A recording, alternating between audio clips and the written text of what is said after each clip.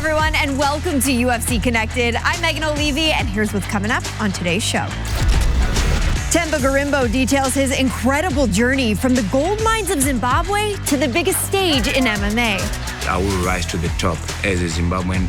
I will be the UFC welterweight champion. Chidi Njokuani reveals the unbreakable brotherhood that paved his way to the UFC. I've always had cruel people around me that believe in me, especially my brother Anthony. Without him, I wouldn't have made it. And UFC middleweight champion Dricus Du Plessis shares his keys to achieving greatness at the highest level. You need to be able to shut down all the other voices that said you can and listen to yourself. Fighting gives me a purpose. Fighting gives me everything. And still! Orphaned at just 13 years old, Themba Gorimbo was left to navigate life alone, engaging in dangerous jobs such as illegal gold mining in Zimbabwe. Despite these circumstances, the answer always dreamed of a better life. He understood that success would only come through hard work and dedication.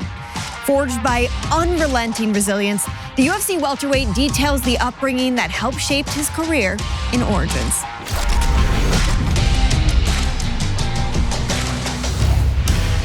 Themba Gorimbo is up in his incredible story. He lost his mother at just 9 years old, his father at 13, and then as a 16-year-old boy, he found himself smuggling diamonds just to stay alive. I will rise to the top as a Zimbabwean. The Cinderella man, showing that with true hard work, dedication, and resilience, anything is possible. Hard not to pull for a guy like Themba the Answer Gorimbo. I will be the UFC welterweight champion. Oh! Themba with a huge shot, and he punches his way to victory. No man can stop me. Themba Gorimbo! I was born in Bikita. It's a raw area here in Zimbabwe. Bikita is a place that I hold dearly to my heart because that's where I was formed. That's where I was made as a person. My mother died when I was 9, my father when I was 13. When my parents died, it was very difficult because without your parents, whether you're young or old, life becomes a little bit different. My childhood, it was hard. That's what shaped me. 2008, there was a big drought here in Zimbabwe, and times were tough. I didn't know what I was gonna do. Everyone that was brave went to dig diamonds. For me, being in the diamond fields at a very young age, it was very good and bad at the same time. Civilians are not supposed to be mining diamonds. Anything that is a mineral belongs to the government. We were doing things illegally. And was it a proud moment for me to do? No, but was it a necessary thing for me to do to feed myself, to kind of like help my family? It was the best thing. When I was 16, I was making a lot of money until I almost got killed at the diamond field. I was working with this police as a syndicate. It was me and my cousin. He didn't know that his bosses were making an operation. We went underground to dig for the diamonds. I just remember seeing the dogs, and the first dog bite that I had was this. You see, right on my right arm. I got attacked by the dogs. It picked me up. I lost a lot of blood, and I ran until I fainted and I collapsed. I decided I'm never coming back there, and the next option that I had with the little man that I had saved, I said, I'm going to South Africa. We illegally crossed into South Africa with probably hundreds of people. We went and crossed the Limpopo River on a very narrow path.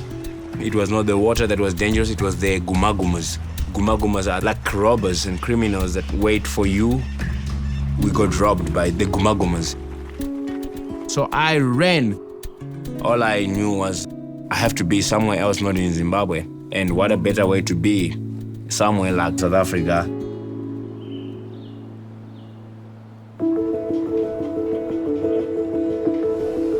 When I got to Johannesburg, I would sleep for free at the Methodist church. At night, I would make sure that I'm at the church, I'm around the church, because the police were also notorious at night to arrest people. I feared to be deported again. The next chapter was to get to Cape Town. When I got to Cape Town, I was working full-time as a gardener. It was very nice for me to be in that position, pushing the lawnmower, but there was not much money left on my hands at the end of the day. Long story short, I got into MMA. I watched the movie Never Back Down. I'm like, oh, fighting is a sport. Okay, I can do it too. My very first time in the gym, it was tough. I didn't have nice gear, all this for training.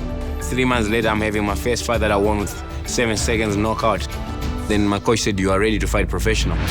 This is Themba's first professional fight. I'm excited to see what Themba brings to this fight. In the beginning, I used to have this thing in my head where I'm like, I have already suffered in my life. This guy cannot take me back to that suffering. I still remember a few seconds into the fight, dislocated my shoulder. When this guy figured out that I had one arm, he put a beating on me. Wow! Those are some big shots. He thought I was done. I think this is very, very close to ending. I caught him with a triangle. Looks like he's got a triangle attempt against Sydney. Oh, it looks pretty tough. And he's tapped. And he's tapped. Can you believe it? After I won the first fight, it was automatic for me to get in UFC. UFC is actually the biggest promotion in South Africa. It's a promotion that produced so many guys that are coming over to the UFC. My UFC career was amazing. My first fight, I went in there, destroyed the guy in the first round. Gorimbo's trying to set up an armbar. Submitted him with an armbar, quick night for me. Well, that's it!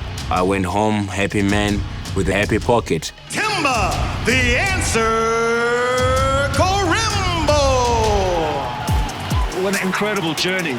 It will be one of the greatest stories in the history of our sport. I envisioned it so much to become a UFC champion that when it happened, it was a great feeling. He's your new welterweight champion! Themba, the answer, Gorimbo! Now, the goal was to become a UFC champion.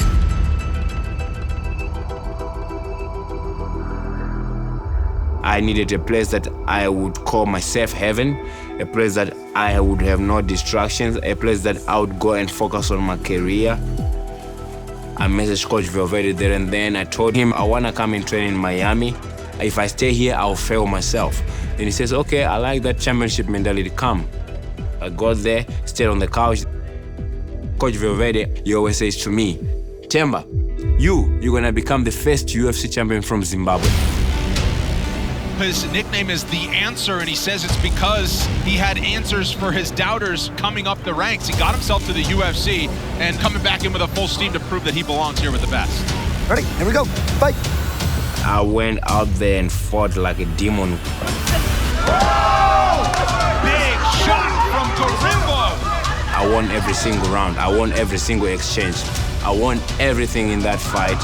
He's just non-stop attacking. It was a blessing to get my first UFC win. Themba, the answer, Gorimbo! The morning of the fight, I had $7 in my bank account. I said, let me take a screenshot because when I leave here, I'm gonna get a bonus. When I get a bonus, I wanna show people how much I had and now how much I have. And turned out that, I didn't get the bonus. I looked at that bank balance and I thought, what, it was so powerful. Let me share how much really I had. It was shared around America and they shared on ESPN, and DJ Dwayne Johnson ended up seeing the tweet. My management side, they said to me, did you check your phone? And I checked my phone, then it was DJ messaging and saying that I got your back, brother. He promised me that I'll see you in a couple of weeks when our schedules aligned. Then eventually made a dream come true. It surprised me.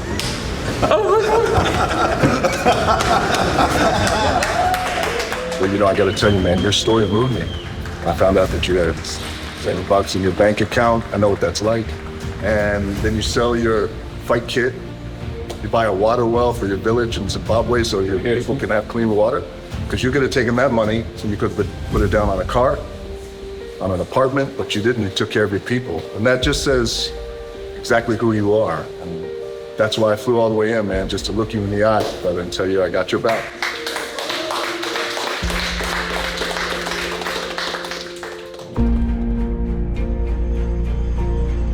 I'll tell you now what I'm gonna do. I'm going to build another ball in my village when I land in Africa.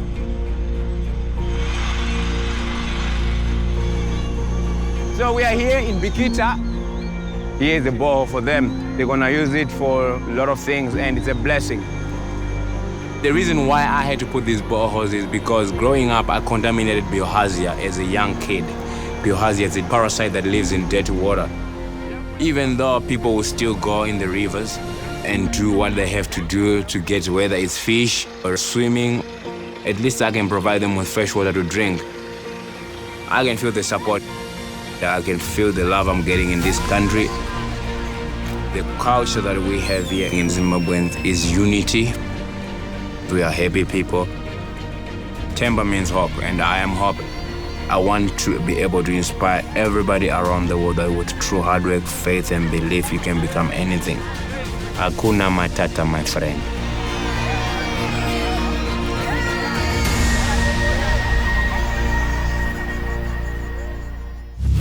Welterweight powerhouse Chidi Njokuani has seen much of his success in the octagon under the mentorship of his older brother Anthony, a former UFC contender himself.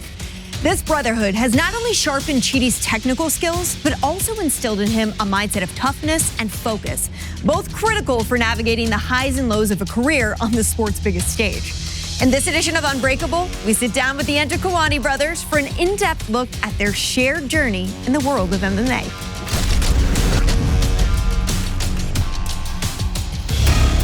Where Chidi and Njokuani goes, excitement follows.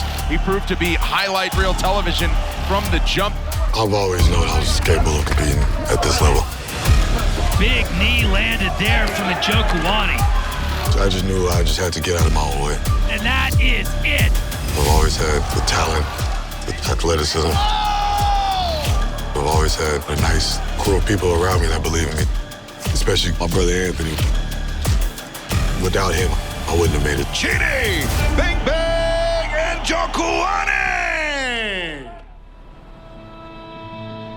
I grew up in Garland, Texas. Garland's like a little small town outside of Dallas. Nobody really big came from Garland, so you don't really hear too much about it, you know. My family moved from Nigeria to America just for better opportunities, looking for a better situation. So my dad decided to pack up and come out to America. I'm the youngest of 5 kids. I always had older brothers and sisters to look up to for guidance. And we're African, so there's like a hierarchy, you know?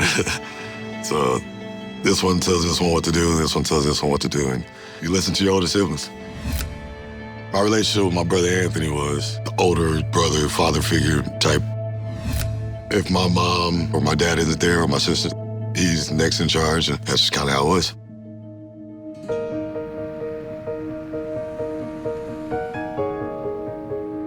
Because I'm the older brother, I acted more like the dad. My parents, they tried their best, but I took care of Chidi, helped him out, and I got him into martial arts. I was about 18 years old when I started Muay Thai. Chidi at that time was 10. I was always fearful that somebody would try to mess with him. So I would train him. I didn't really want to do it, but I kind of had no choice. We were in the gym together all the time. As a kid, they would make me put on 18-ounce gloves, and they weren't allowed to hit me back because I was just way too small. I was pretty good as a kid. I became probably one of the best to come out of that gym. Over the years, it was great to have my little brother with me. It helped me be able to have success in my fights. As an amateur, I went 10-0, and then my teacher said, let's jump into the pro circuit. I had a nice little career with WEC.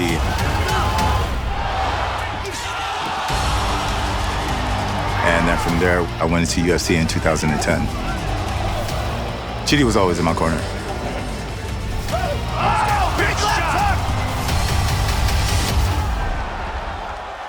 There was a time where his dedication did make me want to take it more serious.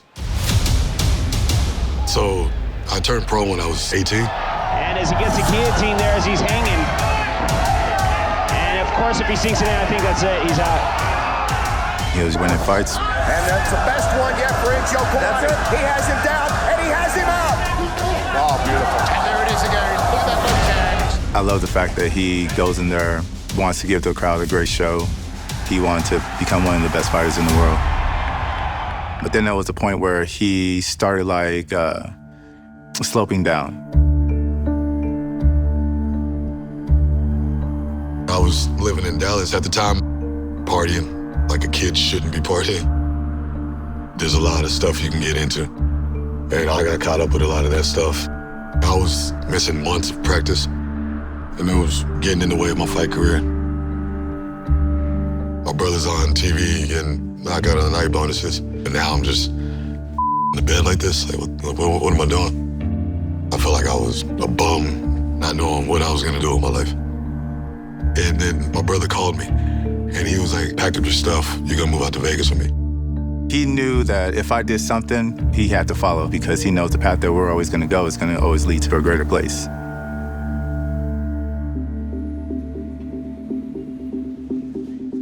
He started making a lot of changes.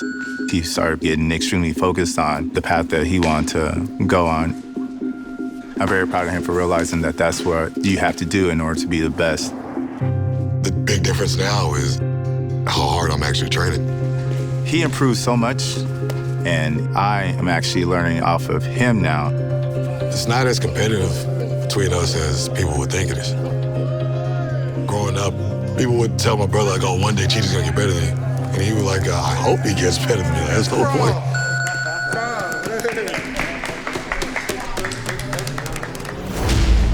Here is the battle-tested Chidi Bang Bang Njokuani. This is a different breed of contender that we're looking at right here. This guy has fought many UFC caliber guys. When I got the call for the contender series, I mean, originally we kept turning it down. I have a lot of experience, so I thought, why they make me do the contender series? Like, this is kind of messed up. But this is what I got to do to prove to y'all. And I'm actually training my ass off now, and I'm doing good now. This is what I'll do. Ready, fight. And Sosa in the red trunks, and Njokuani in the blue. There it is, you see Njokuani already popping those feints. I knew that he was gonna deliver something extremely spectacular to the audience. Big knee landed there from Njokuani. Those elbows, oh my goodness. Oh, those elbows just coming in, and that is it. He showed the world who Chidi is. Declaring the winner by TKO, Chidi Njokuani. Kid, you couldn't have fought a more perfect fight than you fought tonight, and it looks like I got another badass Nigerian. Chidi Njokuani, congratulations. For him to actually call my name and I get that contract, it was like, time to write a new chapter. Here he is making the UFC debut, 29th fight in his pro career. He wanted everybody to know his name. My main goal has always been to make it to the UFC. When it was time to make my debut, I felt like I was more ready than I could have asked for. I went out there and I just did what I had to do. Ready, fight. Odds makers on this one said flip a coin. I know how explosive my brother is when it comes to his striking. Oh! Big right for Njokuani. Oh my goodness! Wow! 15 seconds for Chidi Bang Bang. It was the fastest knockout that night. I couldn't write it better, you know. Chidi Bang Bang Njokuani!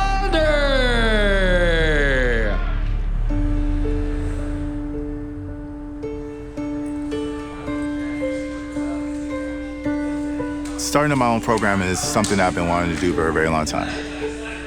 So I acquired the space a while back and opened up my own place. Njokuani Muay Thai has been growing. I got over 30 students now. And now I have my little brother with me, and we're both building and sharing our knowledge with all the new students. 1, 2, switch, knee, step, step. Walk up to your place. I love coaching with my brother. He did so much for me, and this is what I'm trying to do to give back to him. So jab. Teaching with Anthony. Left hook. It's a completely full circle moment. Uppercut. Chidi, he loves to teach. Now find your timing whenever you're ready. I throw the kick, boom, boom, boom, boom. And this is one of the reasons why I started a gym, to give him something to fall back on if he ever wants to stop fighting. All right, let's go. 1, 2, 3, work. I'm very proud of my brother. Very proud of the man that he's become. I know that my journey in the UFC has impacted his fighting style. What me and my brother have through Muay Thai is something that you can't get anywhere else. Oh, nice knee. Oh, big shot. My goals are just to be the best. I want people to hear my last name and say, oh, those two brothers, like, nobody did it like they did. Getting the UFC belt, that was Anthony's goal when he first got into this, and I want to just continue that. Chidi! Bang, bang! And Njokuani! UFC middleweight champion Dricus Du Plessis made history in 2024 as the first South African to claim a UFC title, earning himself the nickname the South African Sensation. Renowned for his valiant dedication and unmatched heart, Dricus embodies what it means to be a modern-day gladiator. He opens up about the mindset and drive it takes to achieve greatness at the highest level in Warrior Code.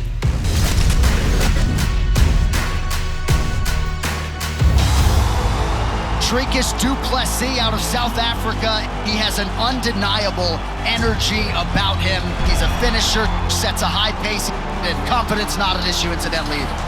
He has proven time and time again that he is as good as anybody in the world. The pressure, the pace, the cardio, the belief in self that allows him to compete at the highest level. There's the tap, and still! Before my UFC career started, I was a multiple champion outside of the UFC. Two-division champion, Dricus Du Plessis. A lot of people always said, you won't be able to compete in the UFC. Then I won't be able to compete with the ranked opponents, top 10, top 5. Dilmax is putting a beat down. You need to be able to shut down all the other voices that said you can and listen to yourself. Fighting gives me a purpose. Fighting gives me everything.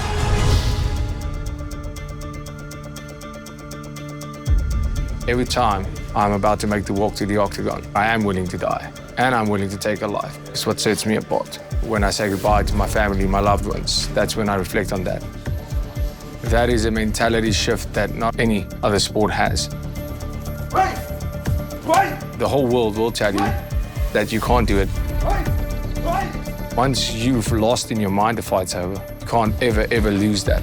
All right, fellas, let's take that walk. When I walk out there, I'm in my happy place. I carry that into the fight. African finisher Dricus Du Plessis. The atmosphere is so intense. The whole world is watching. I'm living my dream and I'm fulfilling my purpose. This is my life. I'm a modern-day gladiator. And you can't help but smile at that.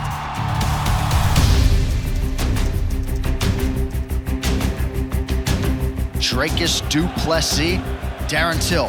Here we go. Fights on. My confidence comes from the work I put in. I believe that's the only way to gain the confidence. Look at this takedown by Dricus Du Plessis. In that Darren Till fight, came out absolutely dominated, 10-8 round. This is terrible for Darren Till. Second round came and felt like my legs were completely numb. Du Plessis is very tired here. You can see it in his movements. Oh my goodness. He was basically piecing me up for 3 minutes in that round. The feeling of going out there and not cowering away from the situation. All right, third and final round, seemingly anybody's fight. We went that third round. I knew it was one apiece. And I told myself there's nothing I would not give. Oh, right in the mouth, look at that. It's easy to say I'm willing to die, but are you willing to die? And I went out there and I showed that I am. There's the tap! Dricus Du Plessis!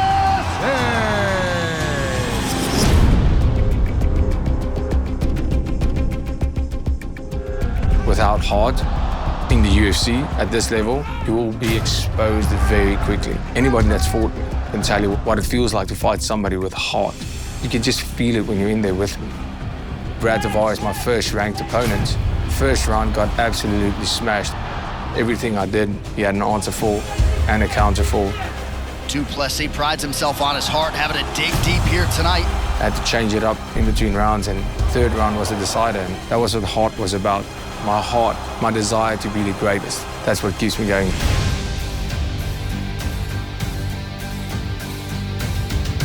Being in the middle of a fight, you literally think about nothing else.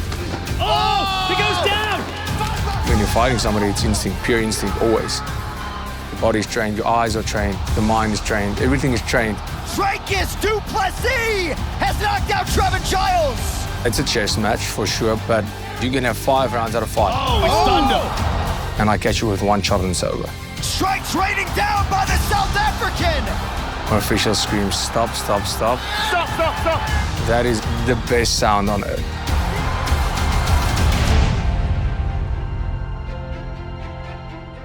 And no! The word legacy and what it means to me is doing something that will be remembered forever. What a moment for the entire nation of South Africa. What I stood for what I was willing to do to create that legacy, the remembrance of that will include everybody that has helped me and got me to where I am. I have a goal, I have a fire, chasing greatness. That's the only thing that's gonna make it worth it. I'm a Du Plessis and the family name will be known forever. That is what made me a world champion.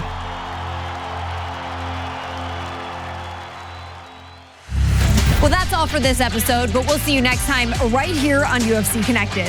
Thanks for watching.